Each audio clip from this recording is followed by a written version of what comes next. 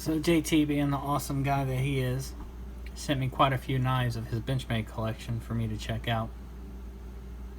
Now some of these I've had before and I've sharpened for him, such as the 943. And I believe I've sharpened one of these Griptilians, I'm not sure. He also sent the Anthem, which is Benchmade's integral titanium axis lock. And this thing, I gotta say, is phenomenal. It's got the best action of any Benchmade I've ever felt. But that price point on this guy, whew, it's through the roof. He sent the Colgera. This is a pretty sweet knife. It's kind of like the, at least in blade shape and form, like the 943. You can definitely see the similarities to it.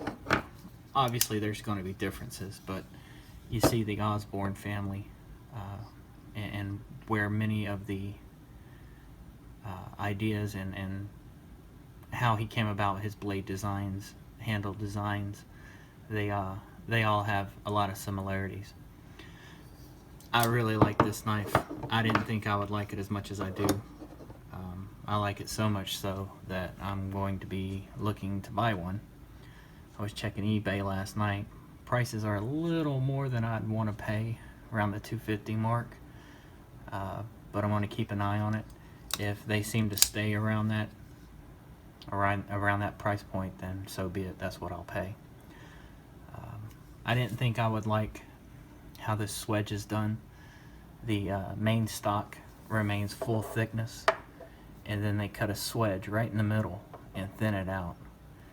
And looking at pictures, I always thought that looked kind of bush league, but getting it in hand, it's not so bad. I can overlook that. One thing I don't like is that they've created a recurve down here, and JT says that this has only been to Life Sharp for sharpening, so I'm gonna put blame on them. During their sharpening job, they've created that recurve. I don't know if the thumb stud's getting in the way or something. Whatever the case, it's pretty noticeable. They've skeletonized the liners. It's fairly light, just like a 940, 943. Great action. Everything about it I dig. I'm gonna pick me up one of these guys as soon as I can find one for a price I'm finding reasonable. He sent me a Doug Ritter mini grip. Now this one is in M2 steel. I don't think I've ever sharpened that stuff before. I'm gonna have to look it up. I've never dealt with M2 myself personally, so I'm not super familiar with it. I'm not sure what kind of scales these are, but there's some kind of G10 medium grip, medium traction. Just, you know, a Ritter grip. They got super thin edges, at least behind the edge. Not much to say. They're great cutters. And of course, he sent me his well-loved D2 mini grip. This one's got red thumb studs on it to give a little pop. Not sure about these scales. They're obviously not factory. I don't know who made them. I didn't get a whole lot of information on these blades when he sent them my way. The edge is pretty gnarled up. It's got quite a few chips in it. Deep carry pocket clip. This one I found really interesting. This is a 770. Real small knife. Reminds me of the Valet. Kind of reminds me of the Emissary to a degree. Again, it's another Osborne design. And again, they've created a bit of a recurve down here from sharpening it.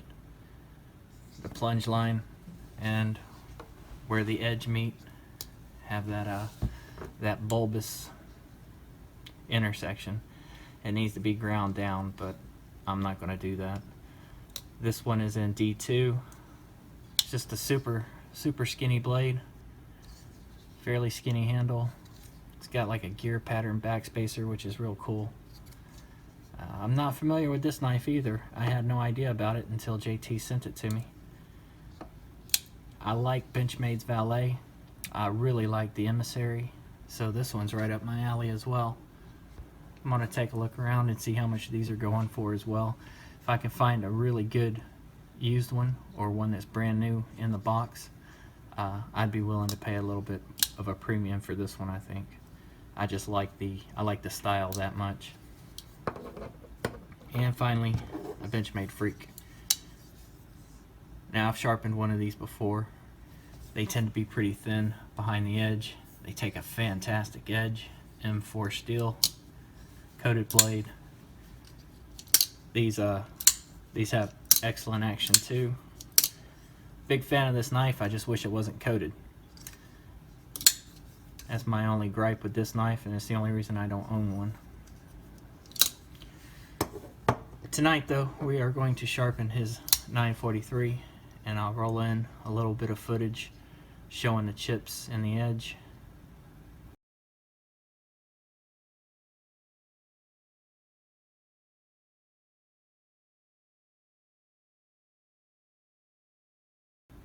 So as you can see, this knife has had a little bit of use. JT said he cut a can or something and it damaged the edge. However, even with all that damage, I sharpened this on the Edge Pro Apex last time. Even with all that damage, it still slices pretty well.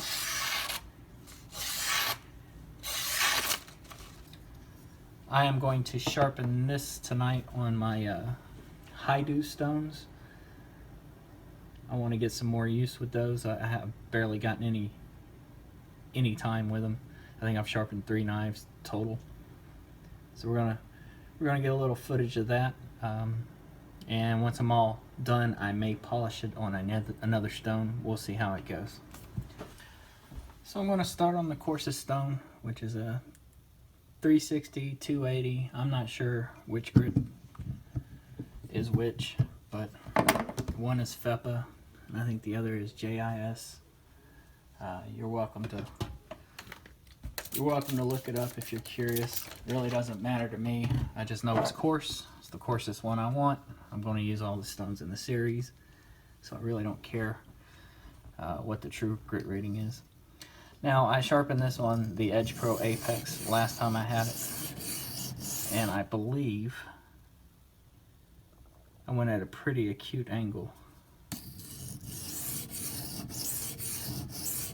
I'm not going to go so acute in my freehanding here, because JT obviously he uses this knife pretty good, pretty hard. So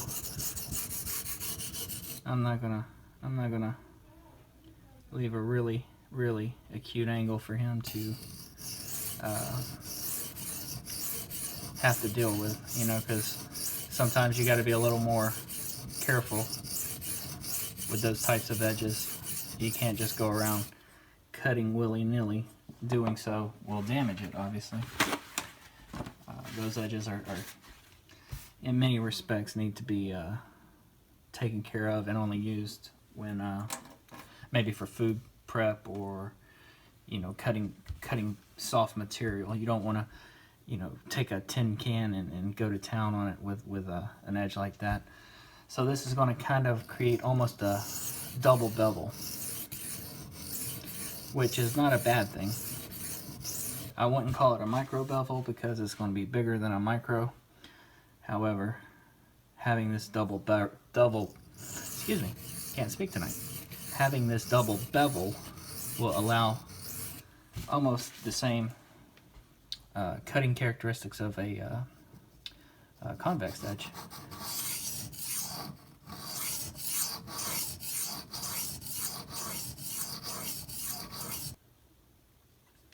Now this did have some damage in it, so I'm going to get that ground out, which I've almost got it completely removed.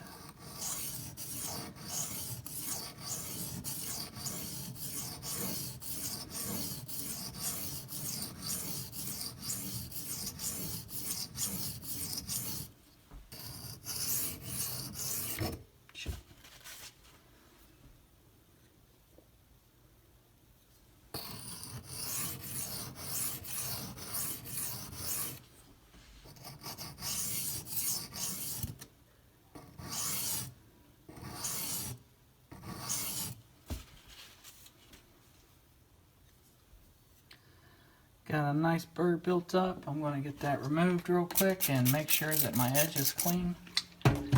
No more chips, and then we shall move on.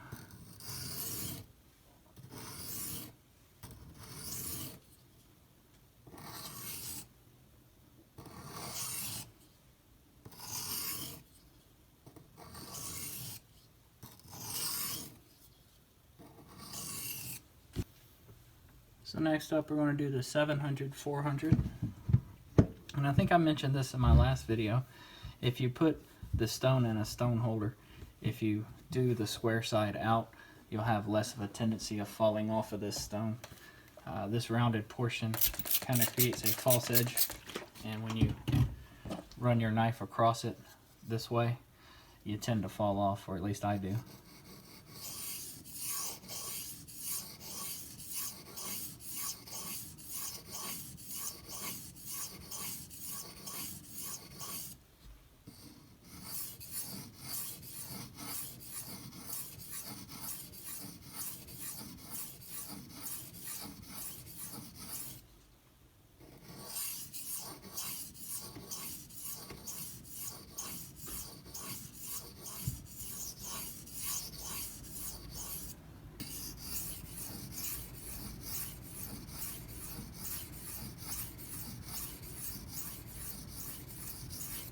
Got a bit of a burr. Just going to clean the edge up real quick, and we will move on.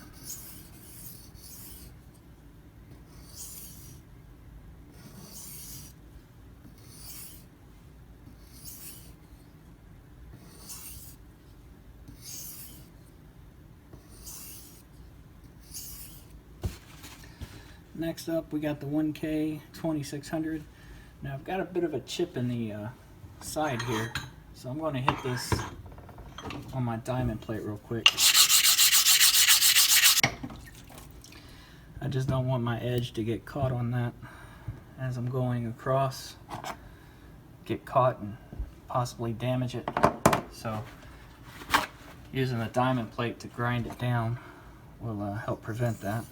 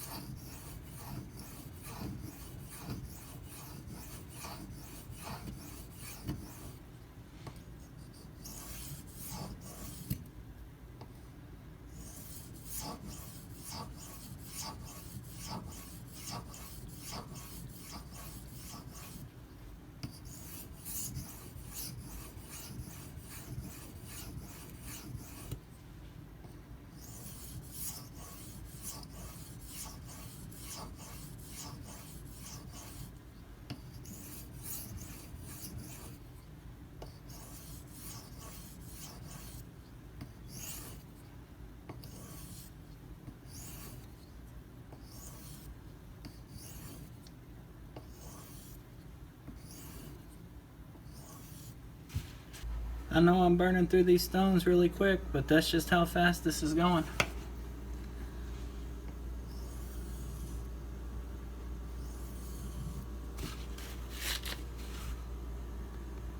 This is a super quick process because, like I said, I'm putting a second bevel on the edge.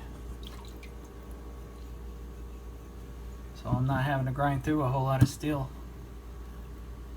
And this is the final stone, the 6K 1500 grit. Now this one is pure aluminum oxide, I believe. But Sharpening S30 should be okay. You may get a little slidey feeling like it's running on glass or ceramic.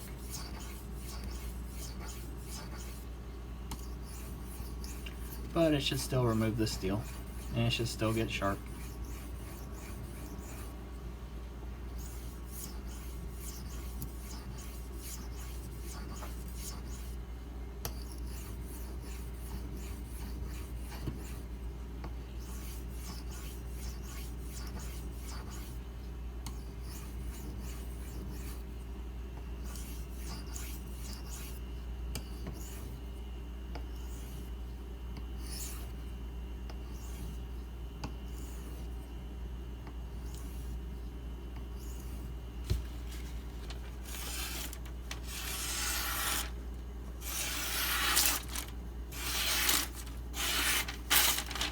may have a little bit of a burr left. I think what I'm going to do is finish this edge on the 6K King stone. If you guys have ever used this stone before, you may know that it's kind of soft. If you're not watching your angle, you can snow plow right into it. So I'm basically just going to do stropping motions with this stone. I'm not the biggest fan of sharpening this way, and I just heard the burr pop off, I think. Doing stropping motions like this though, from my experience, I've noticed that it can create a larger burr or even a foil edge. So I tend to stay away from this type of sharpening. But on a soft stone, it can really help out. One, to prevent you from digging into it, and two, prevent the stone from wearing so much.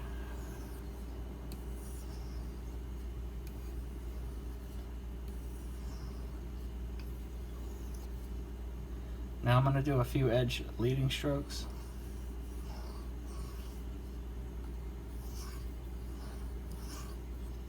Using super light pressure.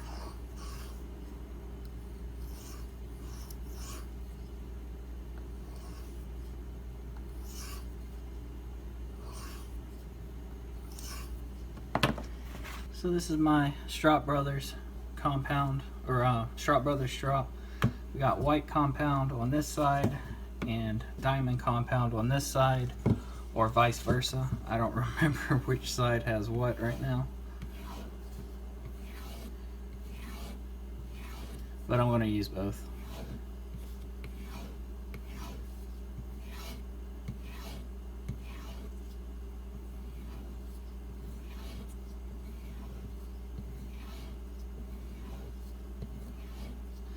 Now I'm going to strop both bevels, the one I just created and the original that's there.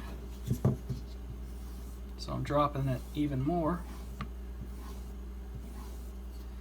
and hitting that main bevel that was created with the Edge Pro, or the Hapstone rather.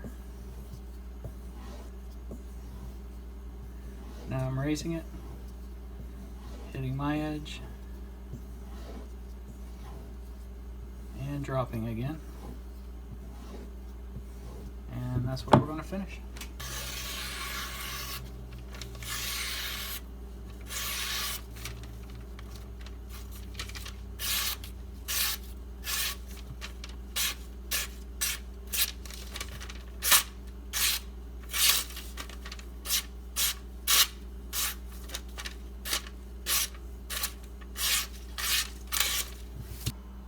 So right there where the edge is, the light is shining, that is my new edge, or my new bevel.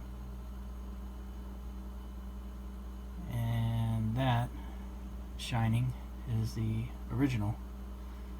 So you can see I've got a double bevel going on. And this should give the knife a lot more stability for JT. So next time he decides he's going to cut into a can, hopefully he won't get as much damage along the edge. Plus this will also conserve steel on the knife, not sharpening so much metal away. We're just kind of putting a micro bevel on, but like I said, this is larger than a micro, much larger than a micro. It's just a double bevel. And there you can see where it bled over a little bit into the main bevel, right in here.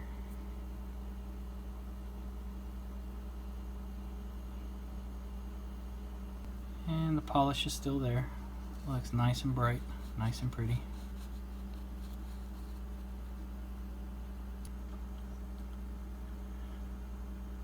I'm not going to do my standard cut test with the best system tonight. I just don't feel like getting it out and messing with it. I know the knife is sharp. You saw the cut test. It's flowing through material, so take my word. It's got an edge. I did enhance the sharpening choil area. I don't know if you guys are familiar with these 943s, this whole This whole point right here is just a big old mess. I removed all this material right here